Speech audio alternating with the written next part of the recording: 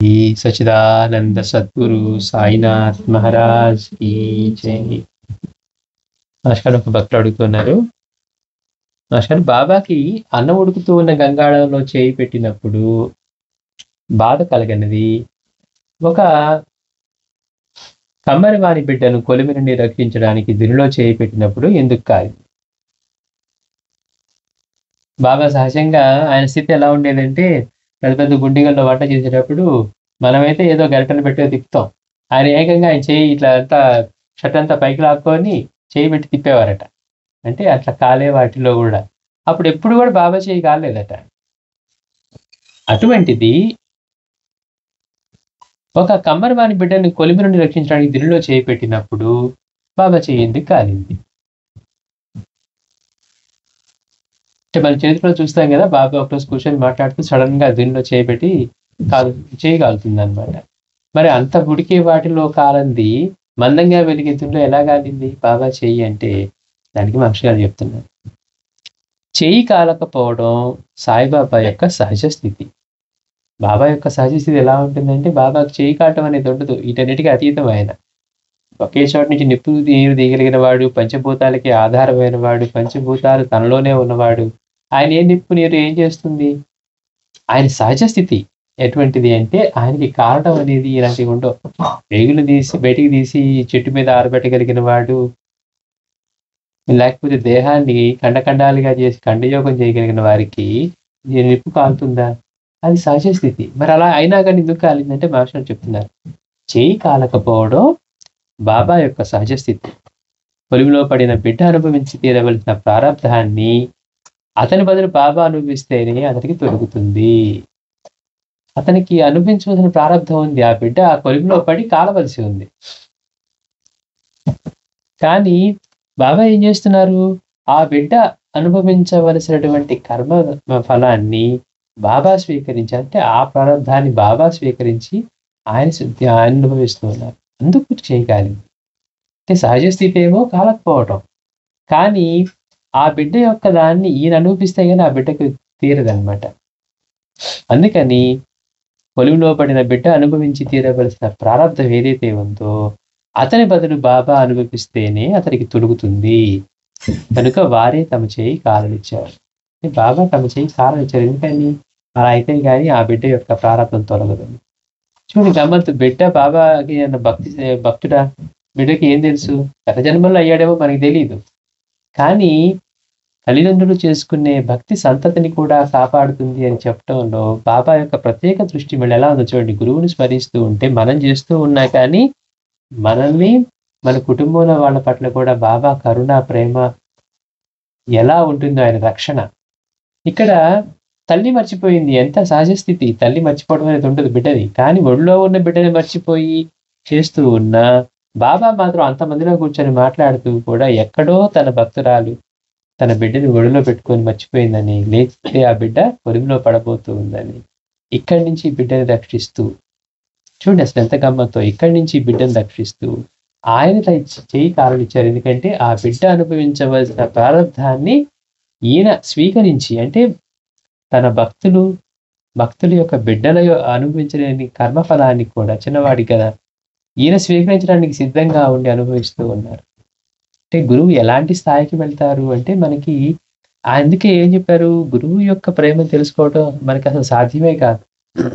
మనకున్న పరిమితుల్లో మనకు తెలిసి మనం చెప్పుకుంటాం, తల్లిదండ్రుల ప్రేమ మించి ఏముంటుందండి అంటాం. వాళ్ళు చెప్పినట్టు వాడకపోతే మనం తిడుతూనే ఉంటారు, తెలుస్తూనే ఉంటుంది మన పరిస్థితి. కానీ మనకి బాగా తెలిసింది అదే కాబట్టి మనం అది అనుకుంటూ ఉన్నాం. గురువు దగ్గరికి వెళ్ళిన తర్వాత ఆ మాట ఉండదు. నిజంగా గురువుని సేవ చేసుకున్న వాళ్ళు ఇంక మళ్ళీ ఆ మాటలు చెప్పరనమాట. తల్లిదండ్రులకు ప్రేమ ఉంటుందని చెప్పట్లా, దాన్ని మించి ఎన్నో రెట్లు ఉంటుంది గురువు యొక్క ప్రేమ అంటారు. కనుక బాబా ఆయన కాలనిచ్చారు చెయ్యిని, కాబట్టి కాలింది. లేకపోతే ఆయనకి చేయి కాలటం అనేది ఉండదు. కనుక వారే తమ చేయి కాలనిచ్చారు. అంతటి రక్షణ వారి నుండి పొందగలగడానికి తగినట్లు ఉత్తమంగా అతడు గత జన్మల్లో బాబాను సేవించి ఉంటాడు. అంటే మనం చేసుకునే గురుసేవ ఉందనుకోండి, మనం సంపాదించుకునేది ఇక్కడ వదిలేసి వెళ్ళిపోవాల్సిందే. ఒకళ్ళ అకౌంట్లో ఉంటే ఆ అకౌంట్లోనే ఉంది, మన తర్వాత వాడికి వెళ్తుంది. కానీ మనం చేసుకునే గురుసేవ, ఈ ఆధ్యాత్మిక పరంగా సాధన, భగవత్ చింతన ఇవన్నీ మన జన్మ జన్మలా మనతో వస్తూ ఉంటాయి, ముందుకు తీసుకెళ్తూ ఉంటాయి. మనమేమో మనతో వచ్చే వాటిని వదిలేసి రాని వాటి కోసం తపన పడుతూ ఉంటాం. అంటే ఎందుకు చూడండి, మనం కనీసం సమంగా కూడా ఇవ్వలేము సమయం.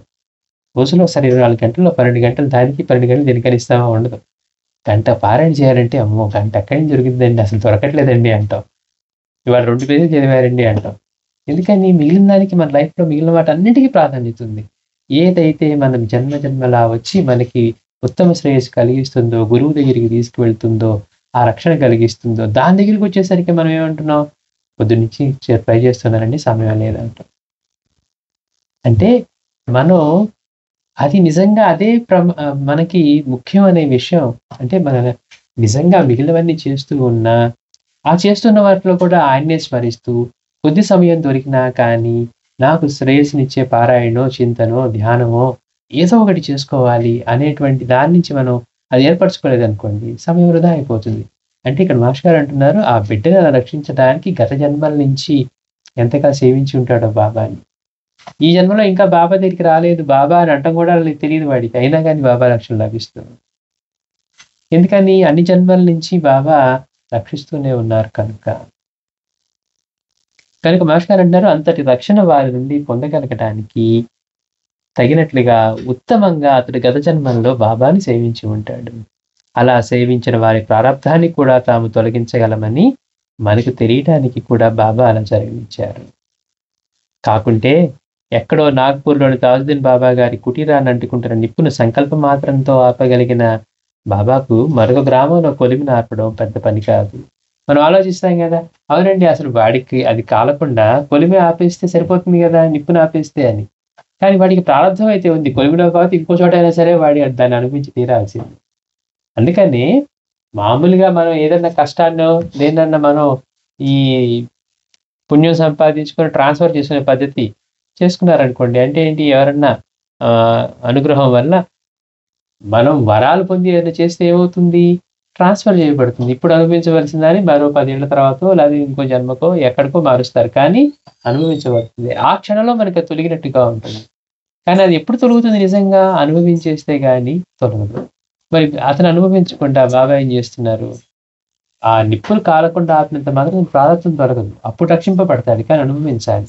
అంటే గురువు ఎంతటికైనా ఆయన ముందుకు వెళ్తాడు మనల్ని రక్షించడం కోసం. మన ప్రారబ్ధాన్ని స్వీకరించైనా అని గురువు యొక్క రక్షణ, ప్రేమ జన్మజన్మల నుంచి ఆ జన్మజన్మల నుండి ఆయన నుంచి వచ్చే రక్షణ, వాటి గురించి మనకి తెలియటానికైనా బాబా అలా చేయని కాలనిచ్చారు అంటారు మాస్టర్ గారు.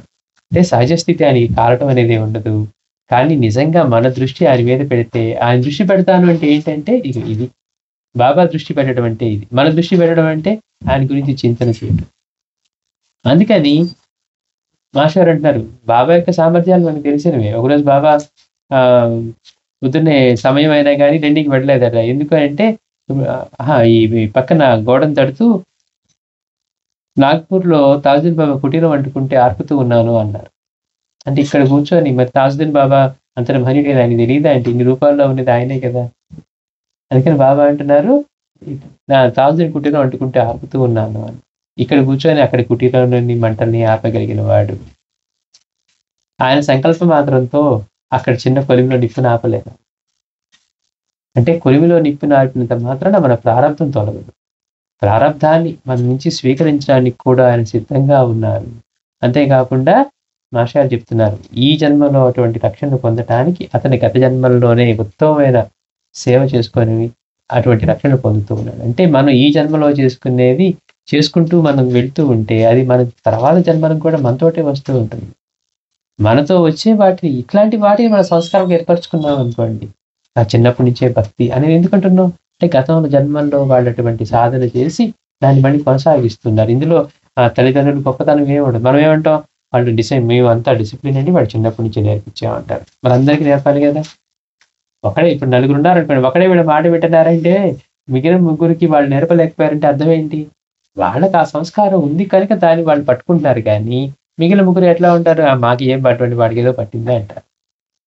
అంటే మనం అట్రిబ్యూట్స్ మనం చేస్తూ ఉంటాం. ఇది మా తాతగారు బాగా భక్తి అండి, అందుకని వాడికి అబ్బింది అంట. అంటే ఎంతసేపటికి మన గుర్తింపు కోసం పడే తపనే గాని అసలు దీనికి మూల కారణం ఏంటి? ఒకటి ఇలా ఉండటం ఏంటి? ఒకటి అసలు దీని పట్ల లేకుండా ఉండటం ఏంటి అనేది మనం ఆలోచన చేయకపోవటం వల్ల. మనం ఎంతసేపటికి మనం ఏదో ఒక దాన్ని మన క్రెడిట్ అట్రిబ్యూట్ చేసుకోవాలి కాబట్టి, నేనే చిన్నప్పటి నుంచి వాడికి శ్లోకాలు నేర్పామంటాం. లేకపోతే మా తాతగారు నేర్పారంటాం. లేకపోతే మా అమ్మ వాళ్ళు నేర్పారంటాం. ఎంతసేపటికి ఏంటి మనం అట్రిబ్యూట్స్ అలా పెడుతూ ఉన్నాం. మరి అదే నిజమైతే ఇవాళ ప్రతి వాళ్ళు ఎవరు నేర్పినా కానీ నేర్చుకునేట్టుగా ఉంటారు. ముగ్గురు పిల్లలున్న చోట తెలుస్తుంది. ఒకడికేమో నేర్చుకోగలుగుతాడు. ఒకడు అసలు ఆసక్తి చూపరు. మరి తల్లిదండ్రుల్లోని గుణాల వల్ల వాడు మొదటి వాడికొచ్చింది. రెండో వాడికి కూడా రావాలి కదా! అంటే ఎందుకు చెప్పుకుంటున్నామంటే, గత జన్మల నుంచి చేసుకునే మనం సాధన మనతో పాటు తర్వాత జన్మలో కూడా క్యారీ ఫార్వర్డ్ అవుతూ ఉంటుంది. కనుక వాడు అక్కడి నుంచి మళ్ళీ మనల్ని భగవంతుడు ఎలాంటి ఈ ఇంట్లో వేస్తే, ఎలాంటి తల్లిదండ్రుల దగ్గర వేస్తే మళ్ళీ అక్కడి నుంచి కూడా మనకి కొనసాగేట్టుగానే చేస్తారు. అదే బాబా చెప్పింది. తన భక్తులు మరణించినప్పుడు మళ్ళీ వాళ్ళని ఏ తల్లి గర్భంలో వేయాలి, వాడి సాధన ఎక్కడి నుంచి వాడు కొనసాగించుకోగలుగుతాడు అనేది కూడా ఆయన రాత్రంతా మేల్కొని అవి చేస్తూ ఉండేవారు అని చెప్పడంలో, అంటే తన భక్తులు మరణించినా కానీ మళ్ళీ వారి వచ్చే జన్మలలో కూడా ఎలాంటి కుటుంబాల్లో వేసి వాళ్ళకి శ్రేయస్సు చేకూర్చాలా, వాళ్ళ సాధన ఎలా కొనసాగించాలా అని ఆయన చూస్తూ ఉండేవారు. అందుకని మనం ఇప్పుడు చేసుకునే సాధన ఈ జన్మకే కాకుండా మన అన్ని జన్మలకి ముందుకు వస్తూనే ఉంటుంది. ఆయన రక్షణ మాస్టర్ గారు అంటారు, మనం అన్ని జన్మల్లోనూ ఆయన రక్షణ అందించగలగటమే బాబా యొక్క ప్రత్యేకత అన్నారు.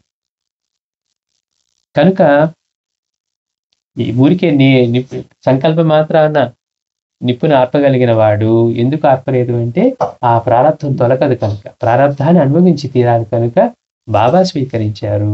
అంతేకాని కొన్నో నిప్పుని ఆర్పలేదు. ఆయన తలుచుకుంటే క్షణంలో ఆరిపోతుంది.